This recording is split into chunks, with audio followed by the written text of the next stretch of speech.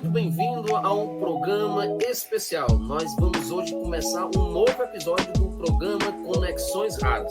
Hoje nós estaremos mergulhando no mundo da doença de Fabry, uma condição genética rara que impacta profundamente a vida dos afetados.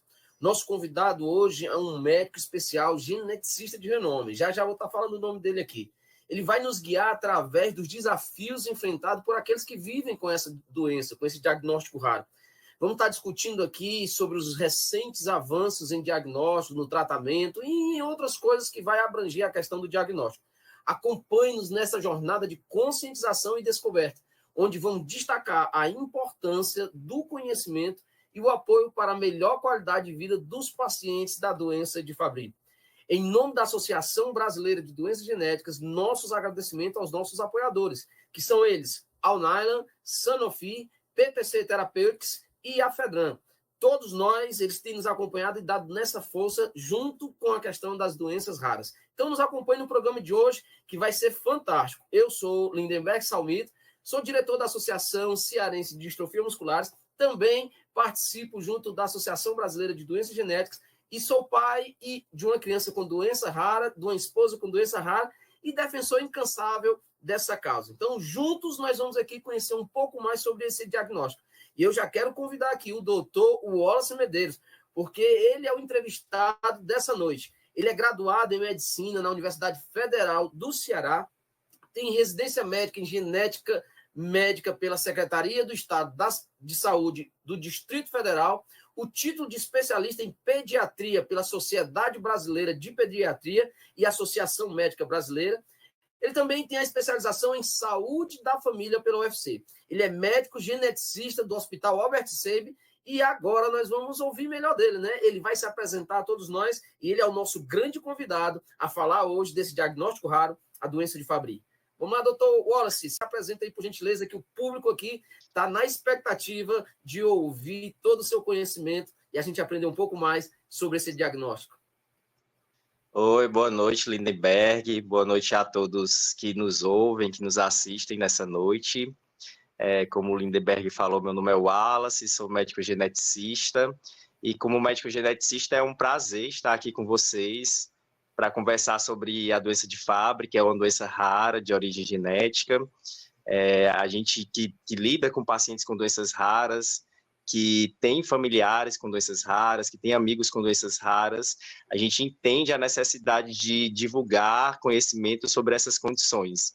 Então, essa é uma oportunidade única para que a gente possa informar ainda mais a população sobre uma condição genética, uma condição rara. Quero agradecer aqui à CDG pelo convite e vamos lá nessa jornada para informar a todos sobre a doença de Fabry.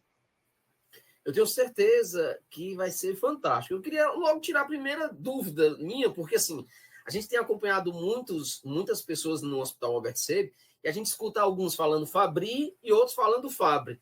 Aí, junto com essa especificação, para o senhor explicar melhor para nós, a primeira pergunta já é isso. O que é a doença de Fabry? As pessoas querem saber, os que estão nos acompanhando, para a gente ter esse entendimento. Aí, já diz para a gente como é que a gente pronuncia essa questão desse diagnóstico. Tranquilo. Não tem problema chamar de Fabry ou Fabry, né?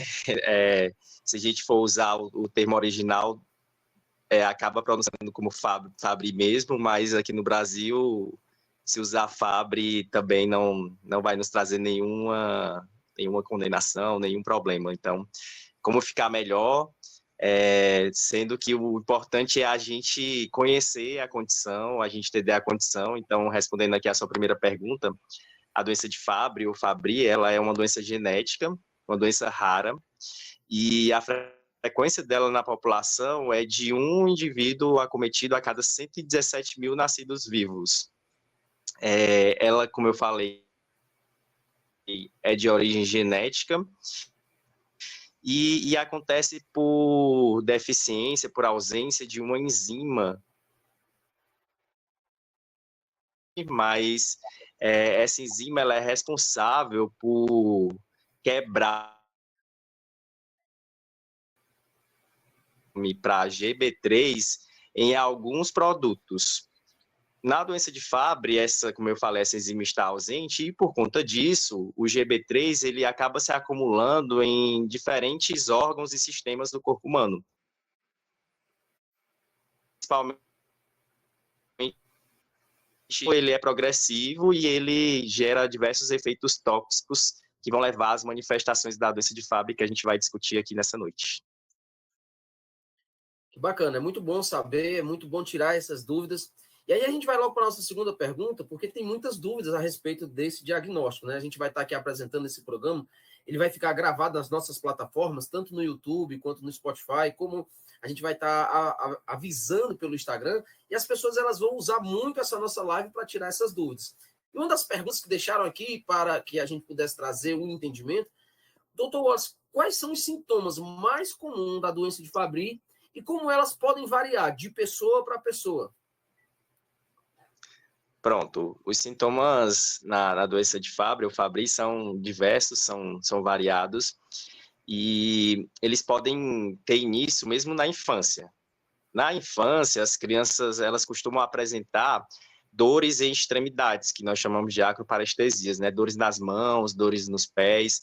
Essas crianças podem ter diminuição do suor ou até a ausência do suor, intolerância ao frio, intolerância ao calor, uma dor na barriga, uma dor abdominal difusa e inespecífica. E esses sintomas eles podem progredir, se intensificar, isso podem surgir novos sintomas na adolescência, na fase adulta. Os pacientes por volta dos 30 a 50 anos costumam ter outras apresentações, como cardiopatia hipertrófica, né? O coração ele fica crescido, e esse coração crescido pode levar a sintomas como o cansaço, que a gente chama de dispneia, então o paciente fica muito cansado aos esforços, ou pode cansar até mesmo quando está deitado. Paciente pode ter AVC, então AVC em idade jovem, os profissionais de saúde têm que pensar na possibilidade da doença de Fabry. Existe também a alteração renal. Essa alteração renal ela pode começar com a perda de proteína na urina e progressivamente levar à falência do rim. Então o rim pode deixar de funcionar progressivamente, inclusive alguns pacientes podem necessitar da hemodiálise para fazer a condução dessa falência renal. Dentre outras coisas, os pacientes com doença de Fabry também podem ter alterações neuropsiquiátricas, né? Podem ter depressão, ansiedade, pelos próprios sintomas e também pela própria forma como a doença se desenvolve. O senhor falando aí dos sintomas, né? Destacando aí alguns sintomas, a minha esposa ela tem distrofia muscular de Duchenne. Ela faz parte daquele grupo que demonstra os sintomas das mulheres, dos 8%. Sim. E aí ela teve um AVC. Ela teve um AVC com 39 anos e a gente estava no hospital. E uma das questões que foi pesquisada foi justamente essa questão, um teste genético para a questão do Fabry, né? Aí, graças a Deus, não foi colocado lá, não foi diagnosticado com essa questão mais um diagnóstico que ela tem, né? Mas não foi colocado. Mas a primeira suspeita veio justamente por conta do AVC, a questão da idade. Mas, doutor, já que... Que bom que pensaram na possibilidade, né? E só um ponto, assim, perdão, que você pontuou sobre mulheres, né? E importante até na pergunta que você fez, a gente destacar que nas mulheres os sintomas eles podem ser mais leves do que nos homens, mas algumas mulheres apresentam sintomas tão intensos quanto os dos homens e sintomas bem variados, né? Existe também a possibilidade de que alguns pacientes apresentem alguns sintomas e outros não. Então, tem pacientes que apresentam as alterações cardíacas, mas não apresentam as alterações renais. Outros podem ter mais alterações renais do que alterações cardíacas. Então, é uma apresentação bem variável. Só mais 2 pontos, assim, de sintomas, manifestações. Alguns pacientes apresentam algumas lesões que nós chamamos de angioqueratomas, que são lesões de pele. São pontos, como se fossem pontos vermelhos, principalmente na região de calção de banho, né, região inguinal, região de virilha, e alguns pacientes apresentam alterações oculares, acaba não afetando a visão, mas existe uma alteração na forma do olho, né, no desenho que há no olho, isso os oftalmologistas veem bem, que a gente chama de córnea verticillata. Então, só para falar da variabilidade das manifestações. E é interessante saber cada sintoma desse, até porque, como o senhor está dizendo, né, eles não vão abarcar todos os sintomas, mas um ou outro já pode dar essa conexão. Aí eu queria aproveitar e encaixar dentro dessa explicação, com uma explicação muito bela, a respeito da questão genética. Né? O senhor trabalha com essa questão da genética, e aí eu queria saber qual é o papel da genética, né? Como a genética desempenha um papel na transmissão da doença de Fabry, e se isso é uma condição hereditária, e já encaixando, já para o senhor trazer, é fácil de descobrir esse diagnóstico, porque na grande parte das doenças raras a gente passa por muitos médicos, passa por muitos profissionais até que se descubra esse diagnóstico. Então, traz para a gente esse histórico, desde o papel da genética, como essa questão se é uma condição hereditária, se para descobrir a questão do diagnóstico em si preciso, como é que a gente faz dentro desse campo da área da saúde?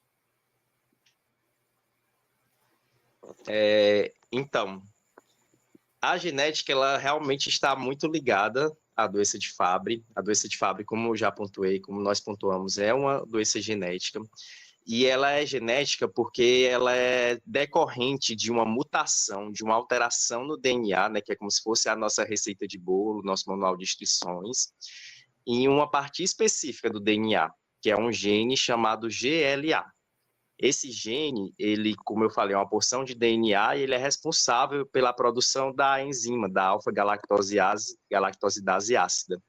Então, a doença de Fabry, ela ocorre por uma mutação no gene GLA.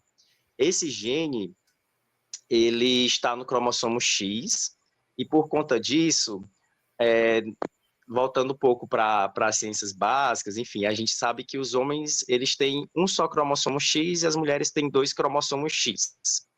Sendo assim, um homem pode passar a mutação no GLA, a mutação da doença de Fabry, para todas as suas filhas mulheres, mas ele não passa para os filhos homens, porque o homem, quando ele vai gerar os filhos, ele passa o cromossomo X somente para as filhas e não passa para os filhos. Como eu falei, o gene GLA está no X, então ele vai passar a mutação para as filhas, mas não vai passar para os filhos. Já as mulheres, elas passam o cromossomo X tanto para os filhos quanto para as filhas. Então, quando elas vão gerar um filho, o risco de esse filho, independente do sexo, ter a mutação para a doença de Fabry é de 50%. É como se fosse cara ou coroa, e isso a cada gestação. Então, a gente já traz aqui o fato de que a doença de Fabry, sim, é uma condição hereditária, que ela pode, sim, passar de geração em geração. Agora, o outro aspecto da pergunta que você fez sobre o diagnóstico, nem para quem não tem informações a respeito da doença de Fabry, é um diagnóstico difícil de se realizar, porque as manifestações da doença de Fabry, elas podem acontecer em outras condições clínicas. E as pessoas que não têm conhecimento sobre doenças raras, elas vão pensar nas condições mais comuns, mas não vão cogitar a possibilidade de uma condição genética, de uma condição rara.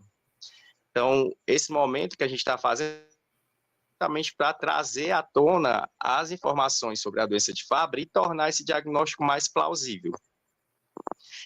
Falando do diagnóstico especificamente, ele pode ser realizado por diferentes testes, né? Então, existe um teste que vai ver como é que essa enzima está funcionando, é um teste de sangue, que pode ser um teste que vai pegar sangue e colocar num papel filtro, ou um teste de sangue usual, e ele vai ver se a atividade da enzima do paciente está boa ou está ruim.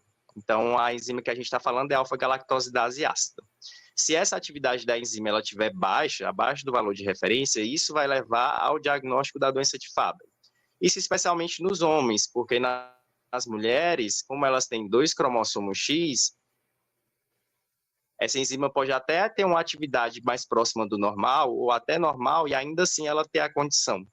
Então, para o diagnóstico das mulheres e também uma possibilidade para o diagnóstico dos homens é o teste genético, que pode ser feito tanto por sangue quanto por saliva, que vai avaliar o DNA e vai ver se o indivíduo, independente do sexo, tem a mutação no gene GLA. E se essa mutação for encontrada, ela também vai levar ao diagnóstico da doença de Fabry. Que explicação aí deu para entender claramente, né? Quem tinha essa questão de dúvida ou quem queria descobrir de forma... Existe um nome específico para esse teste? O teste da enzima é a atividade enzimática da alfa-galactosidase ácida, né? Da enzima. Então, é um nome extenso, mas é a atividade enzimática da alfa-galactosidase ácida. E o outro teste é a pesquisa de mutação no gene GLA, ou teste molecular para a doença de Fabry. São nomes, às vezes, longos, mas, assim, são testes, de certa forma, simples, assim, que a gente consegue ter acesso até com uma certa facilidade. Mas essa facilidade que o senhor se refere, tem que procurar um centro voltado para a questão de doenças raras, como o Albert Sabin, como o Hospital Walter Cantillon, ou ela vai ter um médico, se ela tiver um plano de saúde, ou se ela tiver algum atendimento em outra área, esse especialista ou esse médico vai sugerir ou vai pedir, ou tem que procurar especificamente o centro de referência de doenças raras?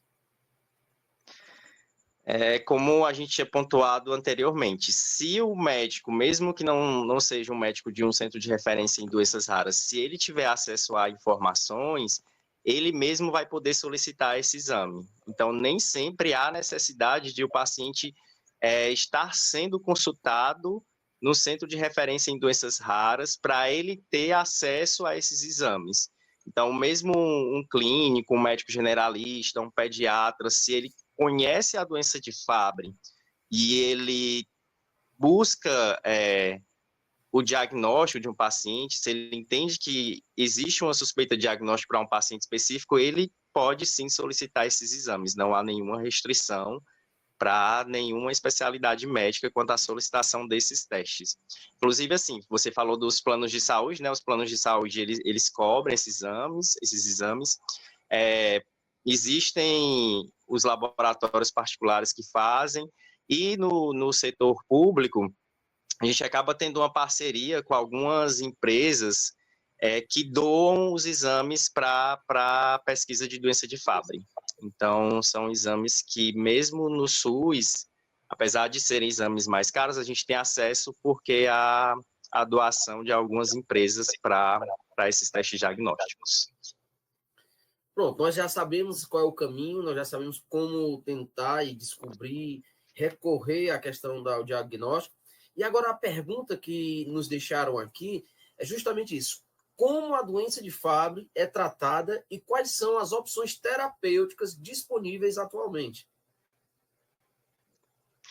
Certo, é uma ótima pergunta. A doença de Fabry, ela vai ter as terapias de suporte, e aí quando a gente fala de terapias de suporte, a gente vai estar tratando também os sintomas, né? Então, por exemplo, um paciente que tem doença de Fabry e tem uma cardiopatia hipertrófica, o coração crescido, ele vai também acompanhar com um cardiologista e vai usar medicamentos específicos para o coração que vão ajudar no bombeamento do sangue pelo coração, no funcionamento do coração. Então, existem as terapias de suporte, mas existem também as terapias direcionadas específicas para a doença de Fabry. Existe a terapia de reposição enzimática, que aí a gente volta para o que a gente falou no início. A doença de Fabry ela é uma doença que acontece pela deficiência de uma enzima, de uma proteína. O que é essa terapia de reposição enzimática? É feita essa enzima que o paciente deveria ter, ela é feita e ela é reposta através de um soro, né? É uma terapia endovenosa. Então, a cada 15 dias, esse paciente recebe essa enzima na veia para que essa enzima que foi produzida externamente, ela possa exercer o efeito no corpo do paciente. Essa enzima, ela vai pegar aquele substrato, o GB3, e vai transformar em determinados produtos, evitando assim que o GB3 ele se acumule no corpo do paciente. Então, essa é uma das possibilidades terapêuticas específicas para a doença de Fabry. A outra possibilidade, que é uma terapia mais nova, é de um outro tratamento que ele não faz a reposição da enzima, mas é uma substância que ela ajuda aquela enzima que não está funcionando bem a funcionar melhor. Então, ela é como se fosse uma mão de apoio para aquela enzima. E essa terapia, ela não é pela veia, ela é oral. É um comprimido que o paciente toma em dias alternados. Mas tem um fator específico, né, que para os pacientes terem acesso a esse comprimido, eles precisam ter uma alteração específica no GLA. Então, o GLA é o gene, né, que eu falei para vocês. O GLA, ele tem que estar mutado para se ter a doença de Fabry, mas existem diferentes mutações, diferentes alterações no GLA que levam a essa condição. E para se usar esse comprimido, essa terapia específica, tem que ser uma mutação, uma alteração específica. Então, nem todo paciente vai responder a esse tratamento. Para se fazer esse tratamento, tem que se ter a alteração específica no GLA. E aí, esses tratamentos, eles são para a vida toda. O da reposição enzimática, no Brasil, ele já é aprovado, né, para pacientes acima dos 7 anos de idade, e já o do comprimido, em geral, são pacientes maiores, né, que vão poder utilizar esse medicamento. Então, criança, por exemplo, não pode fazer uso do comprimido. Então, mesmo que seja uma criança que tenha aquela alteração específica, ela vai ter que esperar chegar numa determinada idade para poder fazer o uso. Mas o senhor, diante dessa explicação, né, para a comunidade de Fabry que está nos assistindo, existe algum problema quanto a um jovem, ou na verdade uma criança, adolescente, o uso desse comprimido? Não é que haja algum problema específico, mas é porque os medicamentos eles vão sendo liberados para as idades de acordo com os testes que foram realizados antes da liberação para uso nos pacientes. Então, por exemplo, para os comprimidos, os testes eles foram feitos em pacientes maiores. Eles viram que nesses pacientes o medicamento não só é eficaz, como é seguro. E aí eles têm que progredir os estudos em pacientes mais jovens para ver se nessa faixa etária há também segurança. Como esses estudos ainda não foram realizados em pacientes mais jovens, a ponto de se comprovar a segurança, ainda não está liberado para uma faixa etária menor. Mas isso não quer dizer que vai ser sempre assim. Pode-se chegar a um ponto que esses estudos sejam realizados em pacientes mais jovens e se veja a segurança e se libere para pacientes com uma idade menor do que a atual que está em bula. Eu perguntei justamente isso porque na próxima pergunta ela vai tratar para saber se existe, né, avanços recentes nas pesquisas, se há uma possibilidade de um novo tratamento em desenvolvimento, porque o senhor sabe muito bem que na comunidade daquele diagnóstico sempre há pessoas que recorrem a fora do país, alguma coisa assim do tipo. E existe alguma coisa nova vindo por aí? Existe algum estudo que está em pesquisa, algo que realmente a gente pode sonhar e que está muito perto de ser concretizado? Sim, é uma pergunta muito boa, né? Porque traz à tona a questão da esperança, da expectativa, enfim. Então, de uma forma geral, as doenças genéticas elas estão vindo aí com mais terapias, né? Existem mais estudos, mais terapias sendo desenvolvidas e terapias cada vez mais eficazes, graças a Deus. E para a doença de Fabry não é diferente. Existem estudos sendo realizados de terapia de reposição enzimática, em que essa enzima que é reposta, ela ainda é mais estável, então ela dura ainda mais tempo no corpo do paciente e diminui ainda mais os efeitos deletérios da doença de Fabry.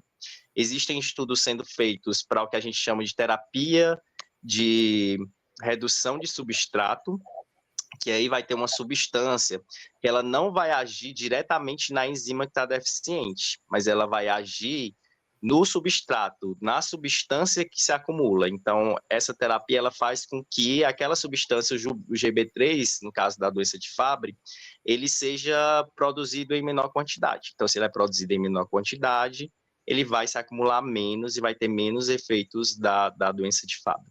E também, que é uma grande expectativa, uma grande esperança, não só para a doença de Fabry, mas para as doenças genéticas em geral, tem pesquisas e estudos sendo feitos com terapia gênica. Que o que você faz? Aquele gene, aquela alteração de DNA que está alterada, o indivíduo vai receber através de injeção, de soro, uma única vez, aquela parte específica do DNA que está mutada, ele vai receber essa parte normal, como o indivíduo deveria ter. Então, ele vai receber na sua corrente sanguínea ou em uma região específica do corpo, e aquele DNA correto vai ficar lá acoplado no indivíduo e vai desempenhar a função que o DNA do próprio indivíduo deveria desempenhar. Então, é como se aquele indivíduo recebesse o gene, o GLA, sem nenhuma alteração. E aí o indivíduo passa a ter a produção da proteína, a produção da enzima de uma forma normal, como se ele fosse um indivíduo sem a mutação para a doença de Fabry. Então, essas são as principais terapias que têm sido investigadas, pesquisadas e têm se tentado desenvolver para a doença de Fabry. E há expectativas de que em anos vindouros a gente tenha boas respostas em relação a isso. É muito bom a gente ouvir, né, essas palavras vindo da sua boca, porque realmente traz esperança, né? Um paciente com diagnóstico raro, ele tem um bastidor, os bastidores da vida do paciente, nem muito sabe, né? A gente tá sorrindo, tá batendo uma foto, tá ali mostrando alguns momentos maravilhosos, mas o dia a dia a batalha é muito grande. E quando a gente escuta essas palavras vindas do senhor, de um profissional dedicado, de um profissional com gabarito, né? Doutor Wallace, como isso gera uma expectativa agradável e até melhora no tratamento, porque essa questão pessoal, emocional, essa questão da nossa saúde psicológica, isso traz para a gente uma esperança muito boa mesmo. Eu tenho outra pergunta aqui de um espectador nosso aqui, que vai tirar a dúvida de muitos, e aí o senhor é a pessoa ideal para responder. Diz o seguinte: a terapia de reposição enzimática é uma abordagem comum no tratamento da doença de Fabry. O senhor pode explicar como é que isso funciona, como é que essa reposição enzimática ela age, como é que alguém que, mesmo de dentro do diagnóstico ou fora, possa entender de uma forma que seja bem fácil de compreender? Certo. Então, vamos lá.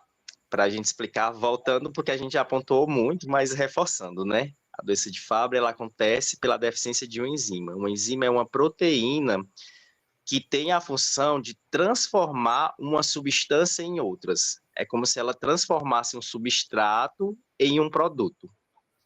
Então, na doença de Fabry, a gente vai ter a ausência de uma enzima, da alfa-galactosidase ácida. Isso faz com que uma determinada substância que deveria ser degradada, deveria ser transformada em outras, ela não seja degradada, então ela se acumula e tem um efeito tóxico. Se essa é a causa da doença, a gente tem que tentar atuar também exatamente nesse ponto. E aí, o que foi desenvolvido? Foi desenvolvida uma terapia que produz externamente, né? Não é no próprio indivíduo, tem uma produção farmacêutica mesmo, de uma enzima, dessa enzima especificamente. Então, tem a produção dessa proteína, dessa enzima da alfa-galactosidase ácida, e essa enzima, ela vem num frasco, como um medicamento, porque ela é um medicamento.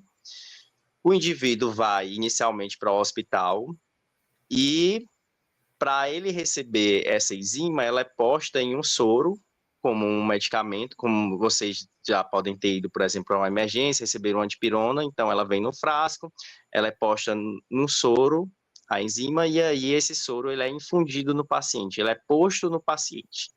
O paciente fica lá no hospital, sentado, recebendo esse medicamento durante uns 40 minutos. E aí aquela proteína que estava faltando no corpo dele, ele está recebendo.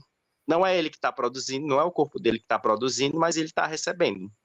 E essa proteína que foi produzida externamente, entrando no corpo dele, vai desempenhar a função que a proteína que ele deveria produzir ia desempenhar.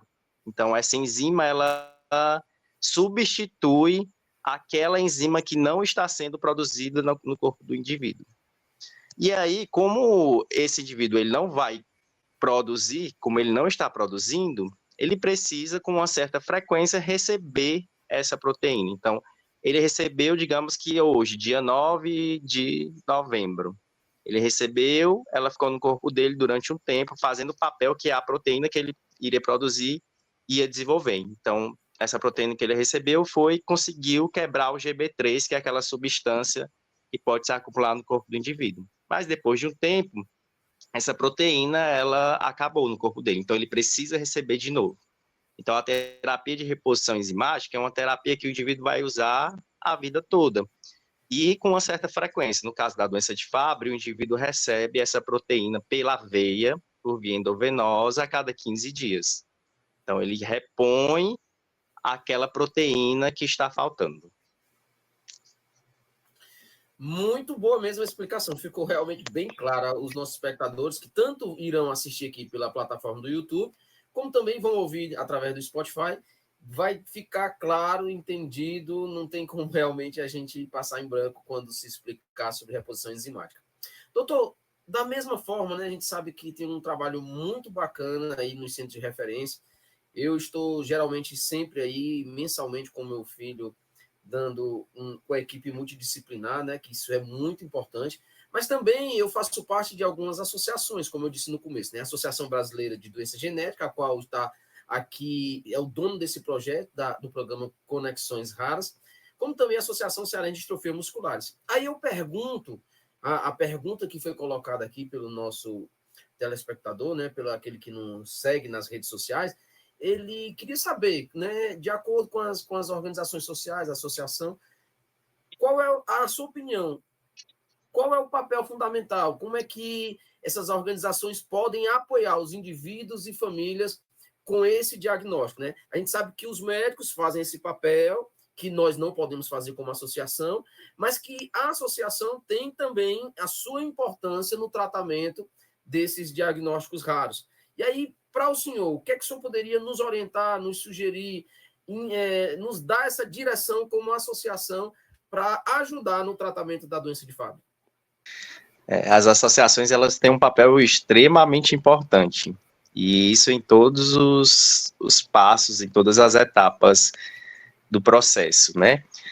Começa com o que a gente está fazendo aqui, que é trazendo informação sobre as condições. Então, as associações, elas divulgam conhecimento. E aí, falando especificamente de associações de doenças raras, elas divulgam conhecimento que poucas pessoas têm acesso. E essa divulgação do conhecimento, ela faz com que, inclusive, outros profissionais pensem na possibilidade do diagnóstico e diagnostiquem mais pacientes e de forma mais precoce. Então, esse é o primeiro aspecto. O outro é que, quando esses pacientes eles recebem o diagnóstico, muitas vezes, ou os próprios pacientes, ou os profissionais, não sabem para onde encaminhar, como acompanhar, onde conduzir esses pacientes. E as associações, elas também estão lá para fornecer informações a respeito de como esses pacientes eles vão ter acesso ao tratamento, dos centros de referência, dos profissionais que podem acompanhar, de como deve ser realizado esse segmento. E elas não só informam, como elas dão suporte. E aí é um suporte que, como você mesmo pontuou, é um suporte multiprofissional. E além de envolver essa multiprofissionalidade na área da saúde, ela traz uma questão de intersetorialidade. Então, as associações, elas vão garantir os direitos dos pacientes, vão lutar pelos direitos dos pacientes, não só na saúde, mas na educação, na sociedade de uma forma geral. E vão possibilitar outras redes, outras conexões. Então, através dessas associações, os pacientes e seus familiares, eles acabam conhecendo outros pacientes com seus familiares que têm a mesma condição. E isso faz com que esses pacientes, eles se reconheçam ainda mais, eles se enxerguem no próximo e que eles deem suporte uns aos outros.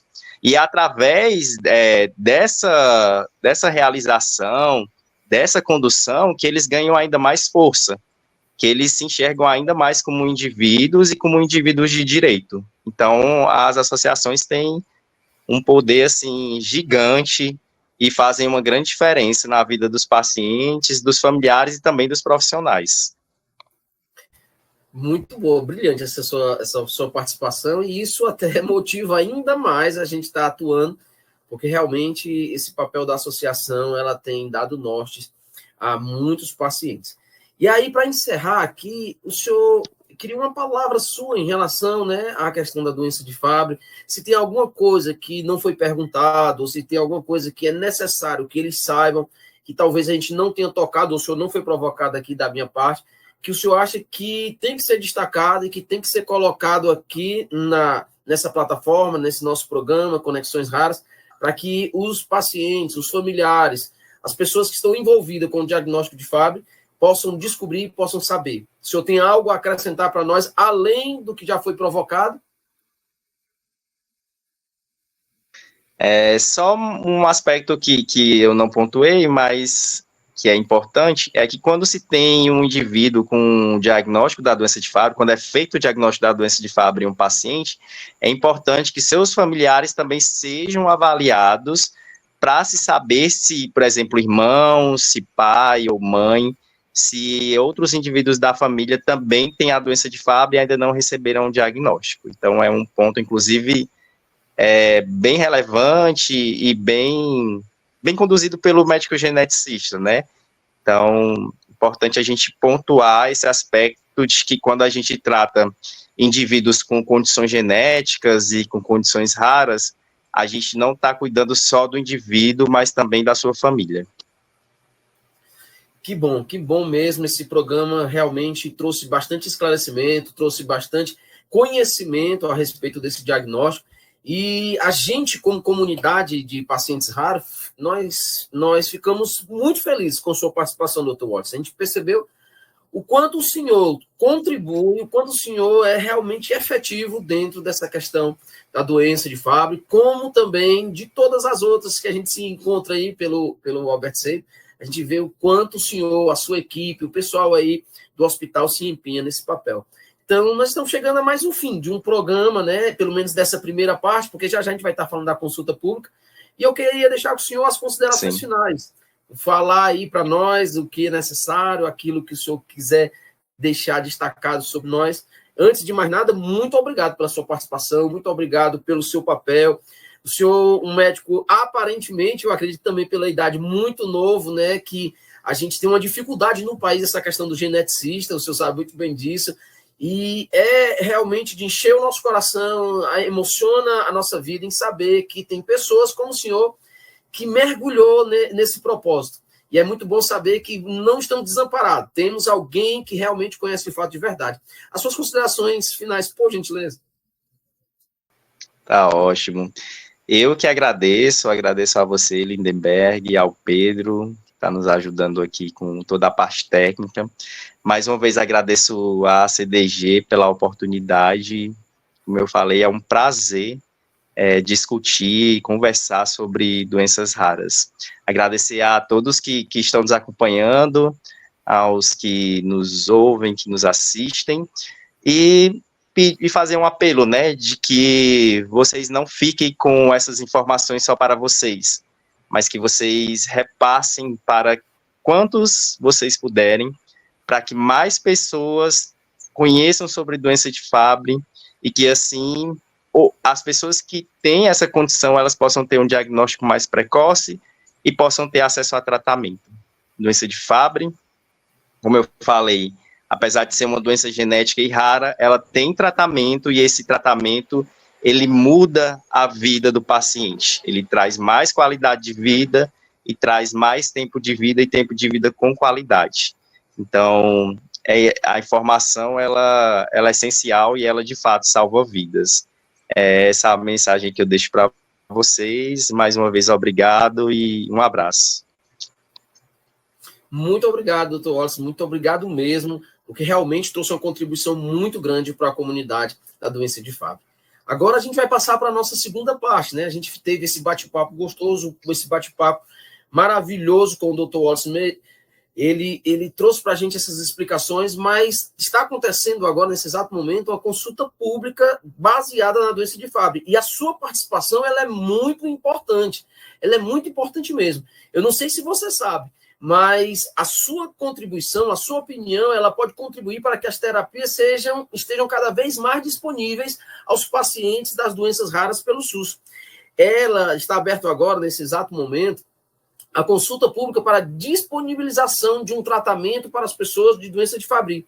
E nós vamos agora explicar passo a passo, mostrar para você como nós podemos dar essa contribuição, como é que nós vamos facilitar a vida desses pacientes. Você está vendo aí que abriu aí na minha tela, abriu o site do governo, mas a gente vai deixar tudo especificadozinho aí na descrição aqui no YouTube, onde vai ter um link que você vai clicar e vai sair e vai diretamente para esse site da consulta pública do Conitec.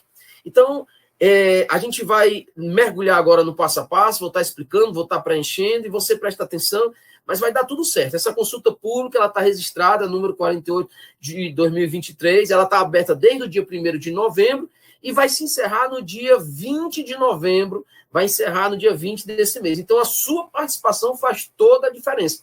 Tanto a sua, como da sua família, como dos seus amigos, você pode estar espalhando para todo mundo participar, porque isso realmente faz toda a diferença. E eu vou logo te ensinando. Você vai abrir o site, você vai digitar, aí vai ter um link na descrição do nosso programa aqui no YouTube, mas você vai digitar eu vou falar por letra para ficar mais fácil. Vai digitar bit.ly/CP Fabry. Fabry com Y no final. Então, você vai acessar e ele vai ser direcionado para essa página que eu estou te mostrando aqui. Nessa página, nós vamos preencher. É importante que você esteja aqui, você faça o seu login no site aqui do gov.br, porque para acessar as informações, você vai acessar pelo site da qual eu falei, na qual vai estar na nossa descrição, mas para preencher, para colocar os dados, é necessário logar, né? É necessário que você esteja aí logado na conta do gov.br. Você vai encontrar algumas informações, como eu acabei de falar, né? Que essa consulta está ativa, começou do dia 1º e vai até o dia 20.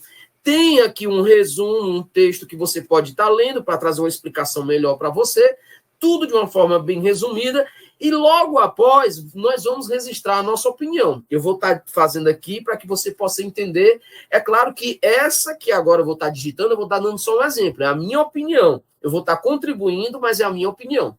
Então, vamos lá. O primeiro passo aqui é a data do nascimento, né? Você vai preencher a data do seu nascimento e vai colocar as informações. Porque como você já está logado no site do gov.br, ele tem outras informações suas. Então, estou colocando as minhas. Vai preencher aqui, depois da data de nascimento, vem a questão da região. Eu faço parte da região Nordeste. Eu estou no estado do Ceará, vou preencher, mas você preenche de acordo com o seu estado, de acordo com a sua região. Logo em seguida, eu vou digitar aqui o município. Eu estou numa cidade do interior do estado do Ceará, chamada Mulungu. Mas, se você está em Fortaleza, se você está em outro estado, no estado do Rio de Janeiro, na capital Rio de Janeiro, você vai colocar o seu município. E aí você tem aqui a parte, na quinta questão, como você vai desejar contribuir. Você faz parte de uma organização da sociedade civil, ou você é um paciente, amigo, cuidador, profissional de saúde. Eu vou estar colocando aqui como interessado do tema, tá bom? Mas você preenche de acordo com aquilo que você é.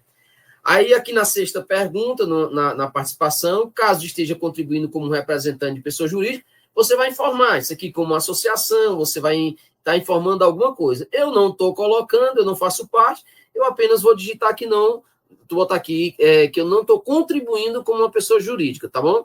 Então, eu vou até nem responder, mas se você estiver colocando como associação, você vai informar o CNPJ e a razão abaixo. E aí, vamos aqui para a identidade de gênero. Você vai colocar quem você é. Eu sou um homem cisgênero, e aí eu me identifico com o gênero que eu nasci. Mas aí você faz de acordo com aquilo, como a identidade que você responde, a identidade que você se reconhece. Então, autodeclaração de cor e etnia. Estou aqui, eu sou um homem branco, estou colocando. Na nona questão aqui, como é que eu fiquei sabendo dessa consulta? Eu, particularmente, fiquei sabendo através das redes sociais, mas você pode estar sabendo de outra forma. Eu estou preenchendo aqui do jeito que eu sei, do jeito que foi chegado a mim. É só uma opinião, eu estou falando baseado naquilo que eu vi, mas você faz do seu jeitinho. Qual a sua opinião sobre a incorporação? Eu acho que deve ser incorporado no SUS. Então, está aqui, ó. Eu estou colocando que deve ser incorporado. Por favor, comente sobre a sua opinião. Vou colocar aqui uma resposta rápida e breve, mas você faz do seu jeito. Eu vou colocar aqui, ó. Eu acho que deve ser incorporado porque... Tá aqui. Porque faz toda a diferença no tratamento do paciente e seus familiares. Pronto. Essa é a minha opinião, mas você, que é um paciente, vai escrever algo relacionado a você. Mas você quer um familiar, alguém, um profissional de saúde, você coloca da forma como você quer. Na questão 12, está aqui, ó, você já teve alguma experiência com os medicamentos ou procedimento em avaliação? Como eu não sou paciente, eu não tive, então já marquei aqui que não. Com quais medicamentos, produtos ou procedimento em avaliação você já teve experiência? Eu não tive experiência, então não vou colocar nenhum, mas você pode colocar aqueles que você teve experiência. Aí vem aqui a 14ª pergunta. Quais os resultados positivos e facilidades você percebeu a partir de sua experiência com os medicamentos? Mais uma vez eu digo, como eu não tive experiência, eu não tenho como acrescentar, mas você que tem experiência, você pode acrescentar. Na 15ª diz o seguinte, quais os resultados negativos, da mesma forma de quem teve as experiências, e aí, como eu não tive, eu não posso acrescentar, e aí eu vou aqui para o final, né? Você já teve alguma experiência com outros medicamentos, produtos ou procedimento dessa doença? Não, eu não tive. Caso no final aqui que eu vou enviar e ele me pedir para eu colocar alguma resposta, eu vou acrescentar que eu não tive experiência. Se ele aceitar em branco, tranquilo. Mas você que teve a experiência, ele vai aceitar a sua resposta. Então, vamos lá para a 17ª. Quais os outros medicamentos? Não tive experiência nem medicamento, então eu não preencho. Nem os resultados positivos, nem os resultados negativos. Aí eu vou aqui para o final. Caso você tenha algum documento para anexar, atenção para as seguintes orientações. Ele vai estar orientando caso você queira anexar os seus documentos. E aí você vai colocar, ele vai especificar bem direitinho aqui, na hora de preencher o formulário, como é que você vai colocar, só pode colocar aqui, olha aqui, ó, considerar 2 últimos documentos, aí você vai colocar de acordo com o que você quer. Tá aqui, ó, documento com nome, CPF, RG, dá alguns exemplos, e ele vai estar explicando de uma forma bem natural. Eu não vou colocar aqui, mas se for para colocar, você vem aqui, ó, clique aqui e coloca a documentação que você achar necessária. Eu vou colocar clicando aqui, ó, não enviei nenhum documento. E agora eu vou enviar a minha opinião. Se ele aceitar lá em branco, vai normalmente. Se não, vou voltar e vou preencher que eu não tenho opinião porque não tive experiência. Tá vendo? Ele colocou que é necessário que eu preencha. Então, eu vou colocar aqui, ó, caso seja contribuindo, eu vou botar assim, não, vou botar aqui, não estou contribuindo como pessoa jurídica. Pronto, preenchi. Aqui, provavelmente, ele vai perguntar também algumas questões que esse campo tem que ser preenchido. Quais os medicamentos? Não faço uso. Aqui, não faço uso de medicamentos. Vou pegar aqui essa resposta para colocar nas demais. Aí eu vou colocar aqui quais sinais positivos. Não faço uso de medicamentos. Por isso, não posso opinar. Pronto, vou copiar essa minha resposta, mas enfatizando que se você usa o medicamento, você vai colocar. Ou se você conhece alguém que usa, se faz parte da família, você também vai relatar sobre o que ele está perguntando. Eu, no caso, não faço uso de medicamento relacionado a esse diagnóstico, e aí eu não vou poder estar contribuindo nesse quesito, mas eu estou contribuindo na consulta pública. Então, estou enviando a minha opinião, certo? Cliquei, pronto, foi enviada a minha participação, e aí já abre um novo campo para começar tudo de novo. Então, a gente aqui está nessa consulta, como você viu, preenchido tudo de forma direitinho, e essa é a nossa participação, essa é a forma de contribuir na questão do relacionamento, da questão da consulta pública da doença de Fabry. Então, eu quero agradecer a você que assistiu até aqui, que esteve conosco, quero agradecer ao médico, o Dr. Wallace, quero agradecer a todos vocês que estão participando, e falar e pedir a você que sigam as nossas redes sociais. Você pode estar nos seguindo, né, no Instagram com @ACDG Brasil, também o nosso canal no YouTube e no Spotify da ACDG. Em nome da Associação Brasileira de Doenças Genéticas, os nossos agradecimentos aos nossos apoiadores sociais desse projeto, o nosso programa Conexões Raras. E os nossos apoiadores são Alnylam, Sanofi, PTC Therapeutics e a Fedran. Fica o nosso agradecimento a eles e a todos vocês que nos acompanharam hoje. Então, digo a vocês aqui que nesse programa especial descobrimos tudo aquilo que poderia facilitar a nossa vida do diagnóstico de Fábio. E aí, nós vamos continuar falando de doenças raras nesse canal, em outros momentos, e já convido a você, segue lá nossas redes sociais e até a próxima vez. Vamos estar sempre falando desse povo maravilhoso, desse diagnóstico raro, e nesse programa Conexões Raras está aqui para te ajudar. Então, até a próxima, um beijão no coração e até mais.